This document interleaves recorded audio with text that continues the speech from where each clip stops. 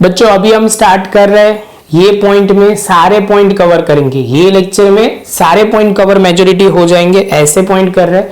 Total 10 general entry हम पास करेंगे, जिसके रिलेटेड एक दो पॉइंट बहुत ही अच्छे जो शांति से समझ के करने, स्टेप बाय स्टेप करते जाएंगे।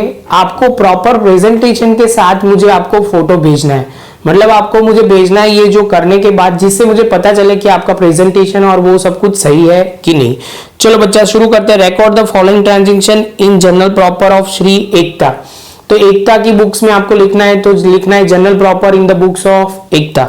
तो फर्स्ट ऑफ ऑल बच्चा जो दिख रहा है वो पहला पॉइंट है, मार्च 2014 फर्स्ट है उसका डेट। फर्स्ट पे bought furniture of ₹7,000, goods of ₹15,000, machinery of ₹20,000 to start off the business. मतलब आप बोलोगे सर नया बिजनेस जब भी स्टार्ट करते हो तब बिजनेस में कुछ लेके आते हो, ओनर कुछ लेके आता है तो कैपिटल वर्ड यूज होता है। क्या होता है बच्चा? कैपिटल वर्ड यूज होता है। तो आप लिखोगे फर्स्ट, यहाँ पे लिखोगे क्या लिखोगे, तो आपको लिखना पड़ेगा फर्नीचर अकाउंट डेबिट। उसके बाद आप बोलोगे गुड्स है तो स्टॉक ऑफ गुड्स लिख दोगे, stock of goods account debit. उसके बाद आप बोलोगे सर तीसरी एसेट है मशीनरी, मशीनरी अकाउंट डेबिट। और क्या करेंगे? क्रेडिट। तो आप बोलोगे सर कैपिटल अकाउंट क्रेडिट करेंगे। तीन चीज थी, 7,000, 15,000। आप बोलोगे सर ये हो जाएगा 20,000, तो 42,000 की आपकी टोटल कैपिटल हो जाएगी। उसके बाद बच्चा नरेशन लिखना है, being furniture goods and machinery with furniture goods and machinery with the following asset we started the business। we started नहीं, एकता started the business। बच्चा इसके साथ सेकंड पॉइंट है साइंटिफिक कैलकुलेटर। ये बहुत ही अच्छा है, एक नाम जो है वो समझ के करना है। साइंटिफिक कैलकुलेटर मतलब आपको कंफ्यूजन करने के लिए बोला हुआ है। कैलकुलेटर 2000 का है और circular phone, cellular phone, cellular मतलब मोबाइल फोन जो 25,000 purchase from the Kamlesh trader. तो आप बोलोगे सर ये ट्रांजैक्शन क्या है? क्रेडिट है, पहला पॉइंट। दूसरा पॉइंट जो आपको ध्यान में रखना है वो है सर्कुलर फोन बोला है, मतलब मोबाइल फोन, और दूसरा है कैलकुलेटर। कैलकुलेटर को हम स्टेशनरी एक्सपेंस में डाल देंगे और आपको बोलोगे सर फोन है उसको फोन ही रखेंगे। तो आप बोलोगे सर सिंपली यहाँ पे लिखना शुरू करते हैं। तो आप बोलोगे सर यहाँ पे लिखते हैं स्टेशनरी एक्सपेंस अकाउंट डेबिट, जिसमें आपका क्या आ जाएगा? तो आप बोलोगे सर इसमें आपका आ जाएगा कैलकुलेटर और phone account, circular phone account या मोबाइल फोन अकाउंट डेबिट हो जाएगा। क्रेडिट क्या होगा? तो आप बोलोगे sir Kamlesh account, Kamlesh trader account credit हो जाएगा।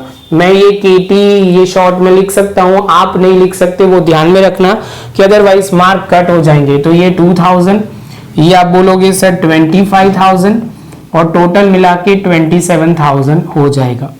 इसके बाद बच्चों है fan of 2500 purchase for house hold use by giving the goods of 3000।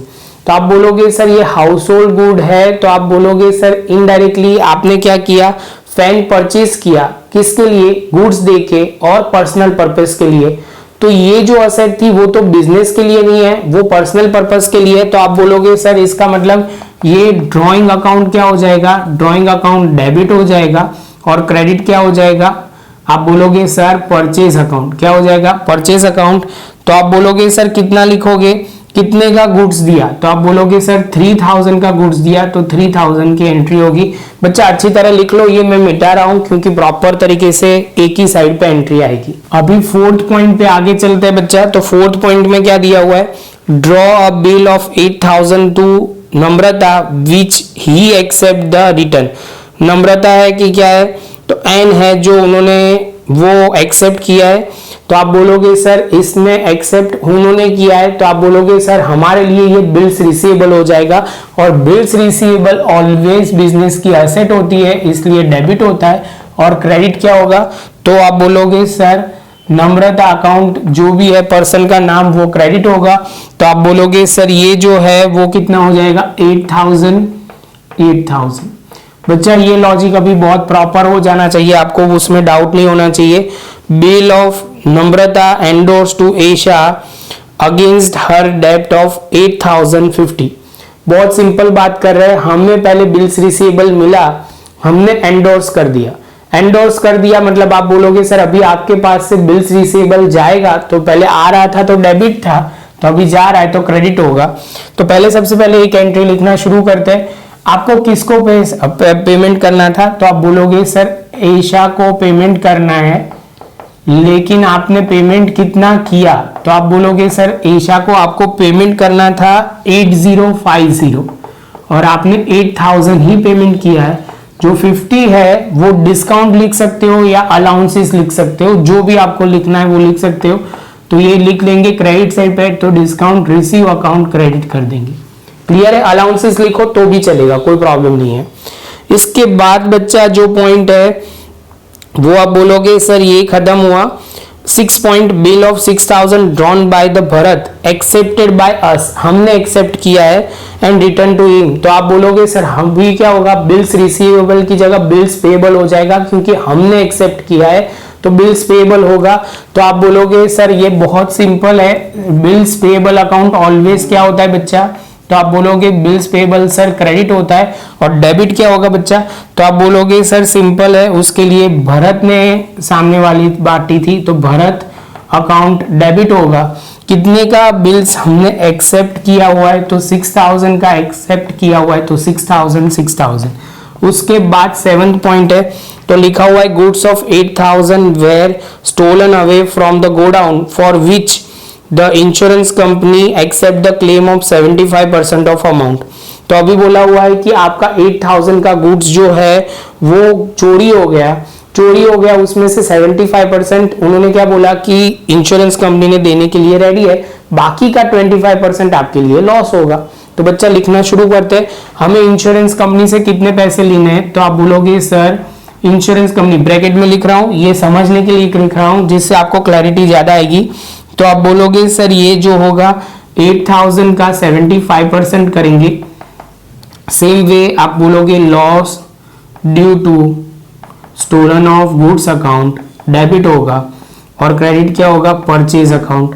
तो आप बोलोगे सर 8000 यहां लिखा जाएगा, यहाँ पे 8000 इंटू 25%, क्योंकि हमारा लॉस जो है वो 25% है, तो यहाँ लिखेंगे 6000 एंड 2000। इसके साथ बच्चों 7 नंबर का एंट्री भी खत्म। अभी आगे लिखा हुआ है एन अमाउंट ऑफ, ये वाला अच्छा पॉइंट है, थोड़ा ध्यान से रखना। लिखा हुआ है amount of 8000 is receivable from Nirav and 8200 payable to Nalin. हमें क्या लेना था, तो आप बोलोगे सर रिसीव जो करना था वो नीरव से हमें लेना था, तो नीरव अकाउंट ऑलवेज आपको ध्यान में रखना है, कैसे करना है वो समझते हैं। और उसके बाद बोलोगे नलिन को पे करना था। Account of Nalin was settle, word लिख दिया है सेटल, मतलब इसके बाद नलिन को उतने ही पैसे मिलेंगे, फाइनल सेटलमेंट है बाय नीरव एक्सेप्टिंग टू पे 8000। अभी क्या किया समझ लो, मुझे एक पर्सन से लेना है, मतलब उनसे पेमेंट लेना है और दूसरे पर्सन को पेमेंट करना है। तो आप बोलोगे आमने सामने दोनों को मिला दूंगा, तो कैसे वो करना है। तो बच्चा यहाँ पे समझो एक पॉइंट याद रखो, जिससे मैं लॉजिक आपको बहुत इजी रहेगा। जो आपको वो एक लॉजिक क्लियर है पर्सनल अकाउंट का, debit the receiver credit the giver, सही है।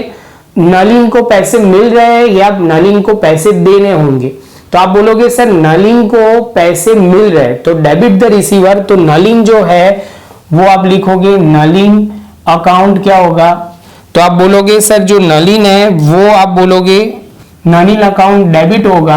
आप बोलोगे सर नीरव अकाउंट क्रेडिट होगा। Debit the receiver credit the giver, giver है नीरव, तो नीरव अकाउंट क्रेडिट होगा, डेबिट होगा नलिन। आप बोलोगे सर ये तो लॉजिक बैठ गया, लेकिन इसमें ध्यान में रखना है कि देना नलिन को जो है वो 8200, लेकिन नीरव को तो पेमेंट 8000 का ही करना है। और नलिन को बोल दिया भाई साहब आपको अभी पूरा पेमेंट नहीं मिलेगा। आप बोलोगे सर कितना मिलेगा, तो 200 कम मिलेगा। तो आपको मिलेगा खाली 8000 ही मिलेगा और यहाँ पे होगा वो डिस्काउंट रिसीव आएगा। आप बोल सकते हो कि सर यहाँ पे डिस्काउंट रिसीव की जगह अलाउंसेस लिख सकते हो, आपको वो प्रॉब्लम नहीं है, वो लिख सकते हो। लेकिन बच्चा डायलॉग याद रखना, debit the receiver credit the giver. तो ये डेबिट द रिसीवर, रिसीव कर रहा है नलिन इसलिए उनका अकाउंट डेबिट किया, नीरव जो पेमेंट कर रहा है इसलिए उनका अकाउंट क्रेडिट होगा। ध्यान में रखना, बहुत ही इंपॉर्टेंट ट्रांजैक्शन, ऐसे ट्रांजैक्शन जब भी आते हैं कि स्टूडेंट की ज्यादातर विकेट लेके जाते हैं। चलो बच्चा 9 point, cash receive from Rajendra for bad debt recover. बच्चा ये जो है ना कई जगह पे बहुत कंट्रोवर्सी है। टेक्निकल टर्म में मैं सिंपल बता दूं, ये कहना क्या चाह रहा है कि हमने पहले पैसे बैड डेट डिक्लेयर कर लिया था लेकिन उसके पैसे वापिस आ रहे हैं, तो जनरली ये कैश बुक की सब्सिडरी बुक में आ जाता है। सेम वे ओपनिंग एंट्री में करवाया था वैसे ही, लेकिन कई स्कूलों में ये करवा देते हैं, सीधी एंट्री लिखते हैं cash to bad debt recover. तो हम लिखेंगे this entry will be made in the cash book not in the journal proper. सही है, क्योंकि आप कैश बुक ओपन करोगे तो वहां ही एंट्री होगी, इसमें एंट्री नहीं होगी, वो ध्यान में रखना है।